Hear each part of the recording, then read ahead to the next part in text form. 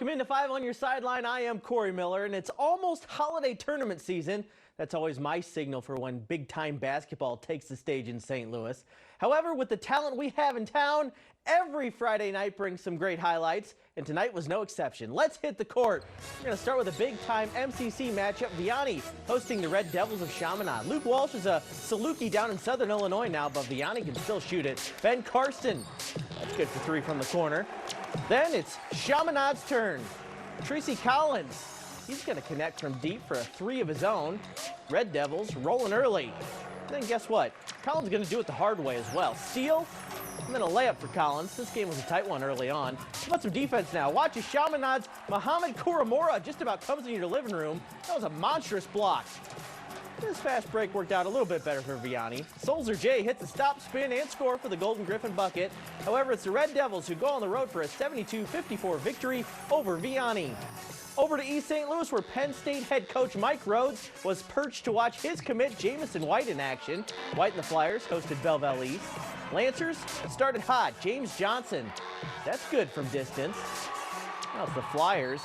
Alex Johnson gonna finish through traffic and contact and one. Back to Belleville East. James Johnson again, this time with the steal, and this time with the slam on the other end. Oh yeah, the visiting crowd was all over that one. East St. Louis had a hot shooter in the first half though.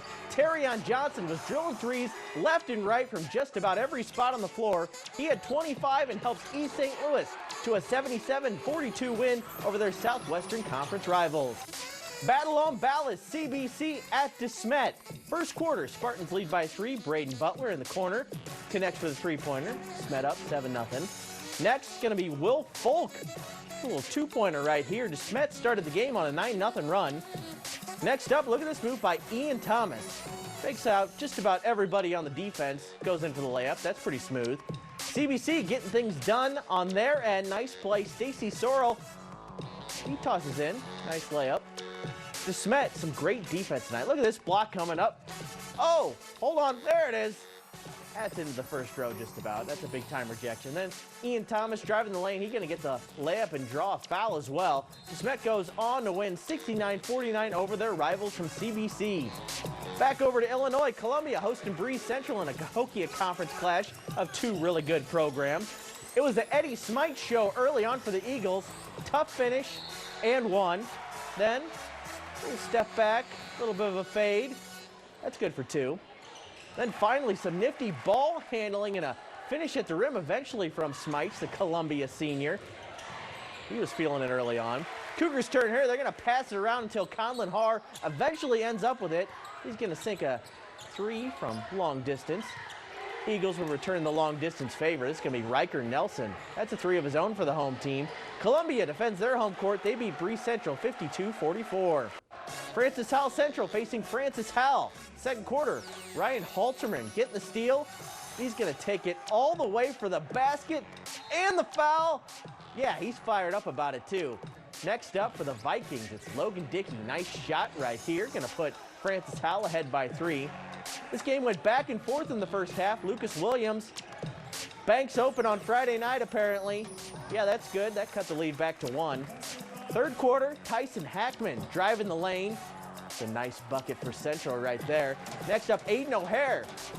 Gonna get his own rebound and eventually toss this one, and that put the Vikings up 4 as Francis Howell defeats their rivals from Howell Central 59-45. Over to Maplewood, Richmond Heights, Blue Devils hosted McClure North. First quarter, Malik Brinkley taking the ball behind the hoop. Nice jump pass to Max Chernow Jr. for the score. That's good for the Blue Devils. Next up for MRH, it's Brinkley again. This time he finds Terrence Askew. Pump fake. That's good for 2.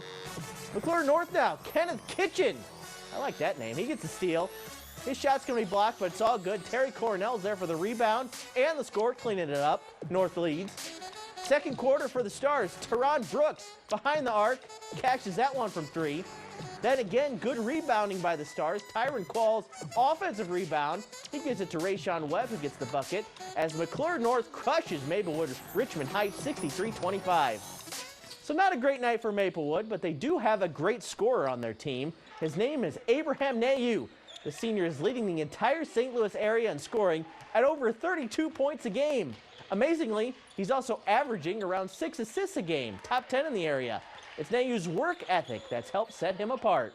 I usually get up around 6 in the morning. I come in here, get working with my coaches, which are great coaches that help me improve. And after that, it's practice, and after that, I'm in the rec. Unstoppable right now. Right now, he can get anywhere he wants. He get to his scoring points, and he's shooting the ball well, and he's doing everything exceptional because he works so hard. Well, the transfer portal continues to churn, but Mizzou's biggest star is staying put. We're talking Tiger football after the break.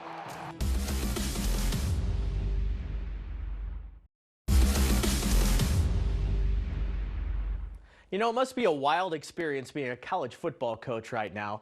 You're prepping for a bowl game, evaluating areas of need in the portal, and then trying to make sure your own players don't jump ship. One big question has been answered for Eli Drinkwitz at Mizzou. The SEC's leading rusher, Ahmad Hardy, will officially be back next year. Hardy signed a new deal with Mizzou for his junior season. So Hardy is locked up for next year, but we've been a bit worried about his backfield counterpart, Jamal Roberts. Roberts sent out this cryptic picture on social media last night, which hopefully indicates he may be staying in Como. We'll still see. The big names already portal-bound include receivers Marquise Johnson and Joshua Manning, along with quarterback Bo Pribula, whose news broke yesterday. Earlier this week, Coach Drinkwitz had quite a few thoughts on the state of the portal and tampering. Tampering is at, the highest levels. There is no such thing as tampering. It's just because there's nobody that's been punished for tampering. And so everybody on my roster is being called. I had a dad call me and say that, and I called the head coaches at their schools, that this school and this school and this school called, and they are offering this much money.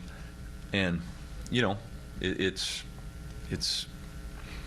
you're putting a lot of pressure on young men.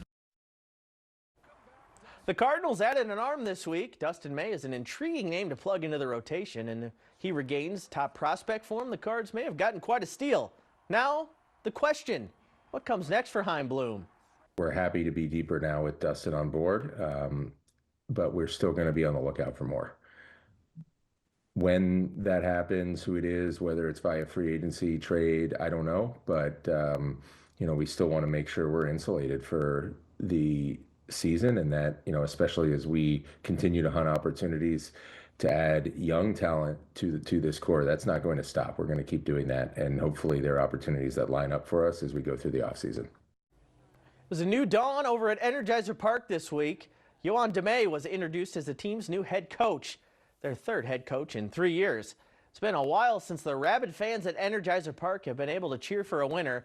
I asked Coach about his passion to bring winning soccer back to St. Louis. I know how much it matters for the fans, and it matters to us as well. Like, at the end of the day, I don't know anybody that doesn't want to win. Whether it's like a board game, whether it's like a soccer game, like, everybody wants to win. So like I want to bring that back in terms of like the mindset we need to have, especially playing here at Energizer Park. The fans, we need to feed off their energy. I think they're amazing. Like, from what I've seen, they never gave up like on the team either. So I think we need to build that back as soon as we can.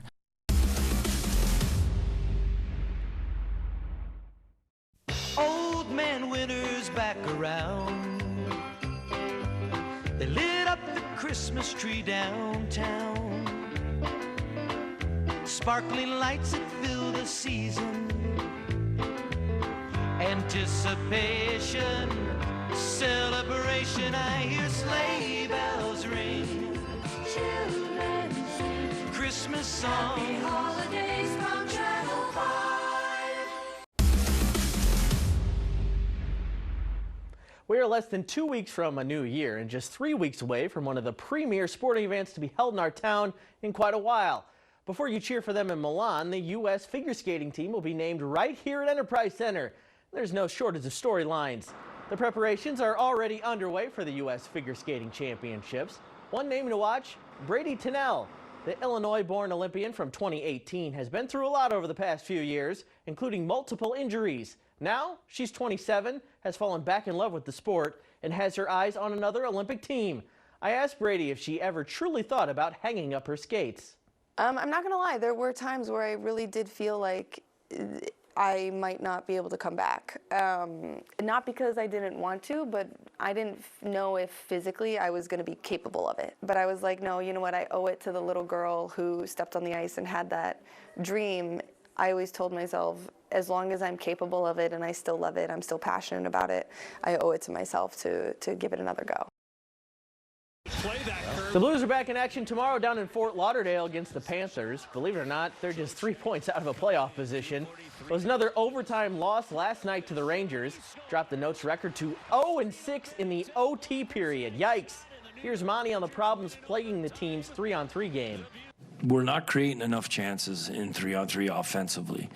And then we have had a lot of possession time, but when we turn it over, we are blowing covers. It's man on man, and it's should be very fairly simple to stay with your man when there's 3-on-3 versus 5-on-5, but we're getting beat to our net. We're losing assignments. We're getting slipped to the middle of the ice. The game-winning goal, the guy walks down the middle of the ice. Someone lost his man on the boards. That'll do it for 5 on your sideline tonight. I'm Corey Miller. Have a great night, St. Louis.